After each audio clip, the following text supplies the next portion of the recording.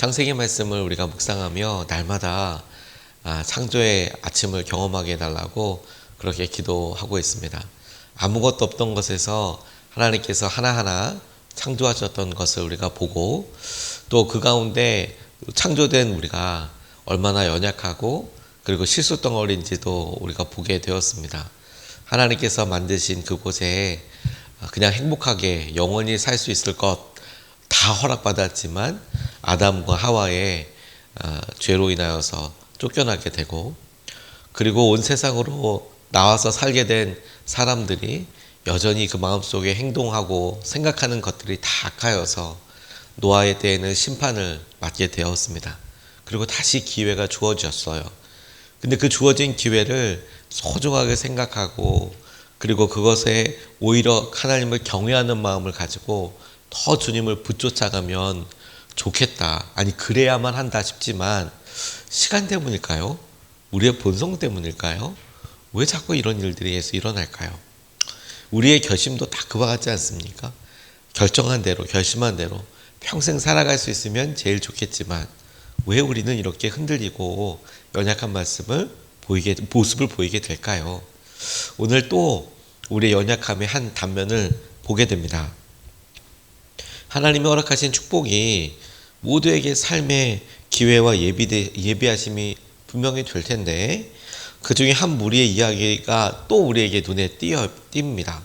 그리고 그들을 통해서 우리의 악한 본성과 하나님의 다루심의 이야기를 다시 한번 만나게 되는데 오늘 이 바벨의 이야기를 통해서 주님께서 우리가 시간이 쭉 진행이 되면서 흔히들 빠질 수 있는 우리의 영적인 연약함과 그럼에도 불구하고 우리가 그런 연약함을 통해서 우리가 스스로 깨닫게 되는 이럴 때에는 이렇게 이걸 붙잡아야 되는구나 하는 영적으로 중심을 두어야 할 부분들을 우리가 붙쫓아서 적용할 수 있으면 좋겠습니다. 첫 번째로 우리가 발견하게 되는 모습은 다양하게 보여지는 교만의 모습들에 우리가 좀 주목하고 싶습니다. 교만이라고 할 것이 우리 생각에는 어떤 일을 해서 드러나는 것만 생각을 하게 되죠. 그래서 말을 하였을 때에나 그리고 우리의 삶에 어떤 사람을 통해서 비교하게 될 때에나 주로 드러날 때 우리가 교만이라고 이야기하지만 실제로 우리가 깨닫게 되는 교만의 시점은 어느 선부터 너무 다양하게 지내왔던 그런 일들이 어떤 일을 통해서 드러날 뿐입니다. 다시 말해서 실제로 우리가 그런 마음을 품었던 것은 그 전일 가능성이 높은데 우리 스스로가 잘 알아차리지 못해요. 어떤 일로 드러나게 되는 것 뿐이라고요. 다양한 교만의 모습들이 있다고 싶습니다. 오늘 2절에서부터 4절까지의 말씀을 보면 이렇게 나와 있는데요. 사람들이 동쪽에서 이동하여 오다가 시날 땅 한 들판에 이르러서 거기에 자리를 잡았다. 그들은 서로 말하였다. 자, 벽돌을 빚어서 단단히 구워내자. 사람들은 돌 대신에 벽돌을 쓰고 흙 대신에 역청을 썼다. 그들은 또 말하였다. 자, 도시를 세우고 그 안에 탑을 쌓고서 탑 꼭대기가 하늘에 닿게 하여 우리의 이름을 날리고 온 땅 위에 흩어지지 않게 하자. 이렇게 이야기하고 있습니다. 사람들이 번성하는 거 그거 어떻게 안 좋은 모습이라고 하겠습니까? 은혜이고 축복이죠. 사람들이 들판에 모여서 사는 거 그것도 은혜라고 할 수 있겠습니다. 벽돌을 빚어서 단단히 구워내는 거 그것도 어떤 지혜의 한 방편일 수 있지 않겠습니까? 흙 대신에 역청을 쓴다는 것도 노아의 방주 지을 때 역청 들어갔는데 역청을 쓰는 것도 방수도 될 수 있겠고 또 이것도 어느 정도 사람의 지혜가 있는 것 아니겠습니까? 도시를 쌓는 거, 탑을 쌓는 거 가만히 보면 다 사람들이 모여서 어느 정도 필요도 있을 것이고 그리고 그 사람들이 그렇게 지혜가 모여지고 힘이 모여지니까 할 수 있는 일들의 모습들 아니겠습니까? 그런데 여러분 그런 여러 일련의 일들 우리가 소위 발전이라고 하는 여러 일들을 쭉 보면서 어느 순간에 거기에 의미와 목적이 전혀 다른 의미로 실려지게 되는 것에 주목하게 된다는 거예요. 근데 무슨 말이냐면 모여서 이동해서 도시를 만들고 건물을 세우고 이런 것 하나 가지고 뭐라고 할 수는 없겠죠. 또 어느 순간에 사람들이 모여지는 모습을 통해서나 자기들이 쌓은 지식과 지혜를 통해서나 그래서 이뤄낸 결과물들을 통해서나 그래서 더 축적되어 있는 여러 일들을 통해서 어느 순간에 그들의 중심과 마음에 비교하지 말아야 될 대상과 비교하게 되고 이루지 못할 것들에 대한 마음들이 생기고 그 어느 선을 넘어버리게 되는 것이 교만을 이렇게 우리가 교만해졌구나를 깨닫게 되는 한 사건과 계기가 된다는 거예요. 명확하지 않다는 점이 우리가 주목해야 한다는 거예요. 그래서 우리 스스로가 잘 살피지 않으면 그 일을 우리 스스로가 깨닫게 됐을 때에는 이미 어느 순간에서부터 우리는 그런 당연한 삶에 살다 보니까 잘 몰라요. 바벨 탑을 쌓던 사람들도 어느 순간에 그렇게 있다 보니까 내가 지금 교만한지 어떤지 잘 몰라요. 이걸 조심해야 한다는 겁니다. 그들의 목적이 하늘에 닿는 것이 목적이 되고 자신의 이름을 날리는 것이 목적이 되고 온 땅에 흩어지지 않는 것이 목적이라고 이렇게 밝히고 있습니다. 그러니까 우리는 이런 일들이 당연하다라고 이야기하지만 가만히 다시 한번 한 걸음 내디뎌서 이렇게 생활하고 있는 사람들을 가만히 보면 우리가 뭐가 빠져 있는지 여러분 발견하실 수 있으세요?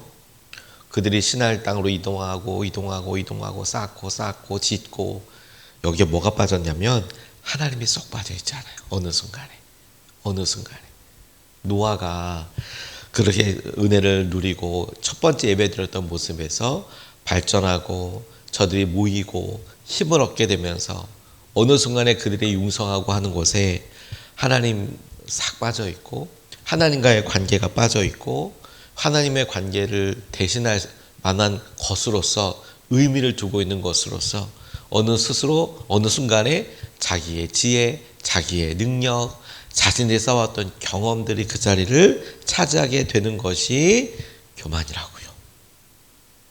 저는 이 모습이 우리에게 참 중요하다고 싶어요. 왜냐하면 이후에 이어지는 일들을 보면 그들이 하나님 없이 이런 일을 다 이루어낸 것처럼 어느 순간에 하나님이 언급되지 않을 만큼 그들이 쌓아온 능력도 분명히 있었을 거라고 생각이 드는데 그런데 그들을 실제로 흩으신 분, 이 일로 인해 흩으시는 분 하나님, 그들이 할 수 있을 거라고 생각했던 일을 막으셨던 분 하나님, 그때 그들이 어떤 경우의 수로도 생각할 수 없었던 이런 일은 없을 거야. 사고는 일어날 수 있지. 그래 우리 가운데 반목은 있을 수 있지. 그런데 언어가 틀려지는 문제에 대해서는 아마 사람들은 경험도 못 해봤고 상상도 못 해봤을 겁니다. 그런데 그 일이 일어나 버렸잖아요. 그 일이 생겨버렸잖아요. 자신들이 노력하면 닿을 수 있고 그분의 뜻까지 거스를 수 있다고 생각했던 것에서 우르르 무너져 버리게 되는 거잖아요. 건널 수 없는 강을 건너올 수 없는 강을 건너가 버리게 되는 거죠. 이걸 주목해야 한다고요, 여러분. 오늘 우리가 성탄을 넘어서 첫 번째 아침을 맞이할 때에도 하나님께서 우리에게 하나님 우리가 주님 사랑하는 마음으로 이 자리에 오고 우리가 마주하는 여러 일들이 있는데 우리가 우리 스스로를 잘 살피고 싶습니다, 주님. 우리가 우리 스스로를 잘 살피고 하나님께서 하실 은혜와 마음들을 보고 그리고 그것을 우리가 깨달을 때 오늘 이 바벨탑의 모습이 우리에게 중요한 기준이 되겠다고 싶어요. 그 중에 하나가 우리가 비교할 때 우리가 누구와 비교하고 있는지 비교의 대상을 통해서 우리가 우리 자신의 모습을 살펴볼 수 있겠다고 싶어요. 교만이라고 하는 것이 상대적인 우리 스스로를 어떻게 이해하느냐, 이런 정도는 내가 당연하게 여기지라고 생각하는 여러 일들에 우리가 그 비교의 대상이 누구인가를 통해서 살펴볼 수 있는 길이 하나 있는데 우리가 처음에 아담이 죄를 지을 때 사단이 하와를 유혹합니다. 그럴 때 뭐라고 유혹하냐면 선과 악을 알게 하는 나무를 통해서 너 이걸 먹으면 하나님과 같이 될 거야. 하나님처럼. 그때 비교의 대상이 하나님이에요. 하나님. 너 이거 먹으면 하나님처럼 지혜로워져. 가인과 아벨 예배 드리는 것으로 비교해요. 야, 너보다 저 사람 동생이 더 뛰어난가 봐. 아벨의 제사는 받으시잖아. 가인 너의 예배는 받지 않으셨잖아. 너 뭔가 있나 봐. 너 뭐가 좀 열등한가 봐. 가만히 보면 비교의 대상이 사랑해야 될 대상을 비교의 대상으로 삼으면 이게 죄가 있는 씨앗인 거죠. 어느 순간에 사람들이 탑을 쌓고 뭐 성을 쌓고 좋은 일이죠. 근데 성을 쌓고 탑을 쌓고 할 때에 그들의 마음속에 어느 순간에 사랑해야 되고 함께 품어야 되고 하는 사람들이 온통 경쟁 상태로 다가오고, 그리고 실제로 그들이 경험되어지는 경험치를 보니까 나를 무너뜨릴 수도 있는 사람, 적도 될 수 있는 사람, 그런 사람들로 비교되는 어느 순간이 넘어서게 되면 자기의 마음속에 교만함이 싹트게 되는 거예요. 여러분, 우리에게 무엇과 우리가 비교하고 있는지, 그리고 우리가 어떤 사람에 대해서 혹은 어떤 일들에 대해서 우리가 부러워하고 움직이고 있는지에 따라서 우리가 하나님 하시는 은혜와 마음들을 놓칠 수도 있다는 거, 선을 넘을 수도 있다는 거, 그거 꼭 붙잡았으면 좋겠습니다. 두 번째로 붙잡고 싶고 같이 기도하고 싶은 것은 말이 안 통할 때 우리가 바벨탑을 생각하면 좋겠다고 싶습니다. 의외로 여러분, 말이 안 통하는 때가 많거든요. 1절과 그리고 9절 말씀을 보면 이렇게 이야기하고 있어요. 1절은 처음에 세상에는 언어가 하나뿐이어서 모두가 같은 말을 썼다. 9절 말씀을 보면 주님께서 거기에서 온 세상의 말을 뒤섞으셨다고 하여 사람들은 그곳의 이름을 바벨이라고 한다. 주님께서 거기에서 사람들을 온 땅에 흩으셨다. 이렇게 이야기하고 있습니다. 사람들이 처음에는 동일한 언어를 사용했다. 이렇게 이야기하고 있는데, 사람들의 교만함을 보시고 하나님께서 하신 일은 사람들의 언어를 혼잡하게 하신 일이었어요. 서로 소통하지 못하도록 하신 일이었다는 겁니다. 그래서 말이 안 통하니까 더 이상 함께 할 수 없더라는 거예요. 자, 이런 일을 바벨탑에서 우리가 이렇게 발견하게 되는데, 우리는 우리 삶에서 이것을 이렇게 적용해 볼 수 있겠다고 싶어요. 어느 순간에 사람들과 이야기를 하는데 말이 안 통하는 때가 있는 것이죠. 그 사람 외국어를 쓰는 것도 아닌데, 이분과 왜 이렇게 공감이 안 되고 말이 안 될까? 이 사람과 이런 부분들로 진심을 이야기하는데 왜 전달이 안 될까? 왜 이런 일이 잘 안 되는 걸까? 이렇게 생각해 봤을 때 우리는 그 이유가 여러 가지 일도 있겠지만, 오늘 말씀을 통해서는 이것을 우리 가운데 중요한 사인으로 생각할 수 있겠다고 싶어요. 어느 날 우리가 처음 보는 사람과 그럴 수 있죠. 부부 사이에, 가까운 사이에 말이 안 통한다 싶을 때 오늘 바벨탑을 떠올려 보는 겁니다. 하나님께서 여러 일들과 상황들과 교만들 가운데 사람들에게 보여지게 된 일들이, 결과적으로 드러나게 되는 일들이 말을 흩으시고 하게 되는 여러 일들인데, 저희가 함께하고 일을 나아갈 때 하나님 보시기에 우리가 겸손하게 회복돼야 될 일이 있습니까? 하나님, 우리가 주님을 붙잡아야 될 내용들이 있습니까? 그리고 오히려 거꾸로 이렇게 기도하면 좋겠다고 싶어요. 성경에 하나님께서 이렇게 흩으셔서 말이 안 통하게 하시고 이렇게 하셨을 때 그게 결론이었냐? 아니요. 사도행전에 보면 하나님께서 성령으로 하나님 예수님을 통해서 약속하셨던 그 성령이 오셨을 때를 보면, 그러면 사람들이 각각 자기들의 방언으로, 자기 나라의 언어로 이야기하기 시작하고, 그 언어들을 생면부지의 사람들이 서로 이해하게 되는 그런 부분들이 나오지 않습니까? 이때 죄로 인해서 흩어졌던 사람들의 말이 사도행전에 보면 오히려 성령의 인도하심과 기름 부으심으로 인하여 회복이 되는 사건이 아주 상징적으로 우리에게 탁 보여지게 되는 것이죠. 그런데 우리 어느 순간에 말이 안 통하는 것 같아 라고 한다면, 우리가 이것에 죄의 틈이 있나?